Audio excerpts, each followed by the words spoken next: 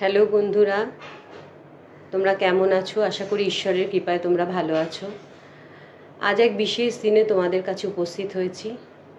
দিনটি হলো বিশ্বকবি রবীন্দ্রনাথ ঠাকুরের প্রয়াণ দিবস। আজ 22শে শ্রাবণ। তাই একটু চেষ্টা করব গঙ্গা জলেই গঙ্গা পুজো করতে, অর্থাৎ ওনারই লেখা, ওনারই কবিতা, ওনারই গানের মাধ্যমে ওনাকে স্মরণ করব। যদি গান আমি গাইব না, একটা কবিতা বলার চেষ্টা করছি, ভুল ত্রুটি হলে ক্ষমা করে নিও। তাল গাছ। তাল গাছ এক পায়ে দাঁড়িয়ে সব গাছ ছাড়িয়ে উঁকি মারে আকাশে, মনে সাধ কালো মেঘ ফুঁড়ে যায়, একেবারে উড়ে যায়, কোথা পাবে পাখা সে?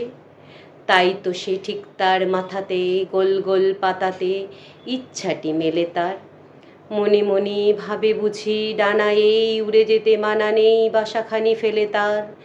সারাদিন ঝরঝর থরথর কাঁপে পাতা পত্তর, উড়ে যেন ভাবেও মনে মনে আকাশেতে বেরিয়ে তারাদের এড়িয়ে যেন কোথা যাবেও।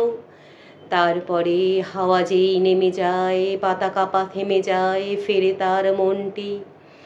যেইভাবে মাঝে হয় মাটি তার, ভালো লাগে আরবার পৃথিবীর কোনটি। রবীন্দ্রনাথ ঠাকুরের অসংখ্য কবিতা, গান তার লিখনীতেই তিনি আমাদের মধ্যে আজও বেঁচে আছেন। তিনি আমাদের কাছে অমর, আমাদের চেতন, মনন, স্মরণ, নিঃশ্বাস প্রশ্বাসে রবীন্দ্রনাথ ঠাকুর। তাই ওনাকে বলে শেষ করা যাবে না, এক জীবনে ওনাকে শেষ করা যাবে না। এইটুকু বলেই আমার শ্রদ্ধাঞ্জলি আমি জ্ঞাপন করলাম ওনার প্রতি। তোমাদের যদি ভালো লাগে তো আমাকে সাপোর্ট করো। Thank you.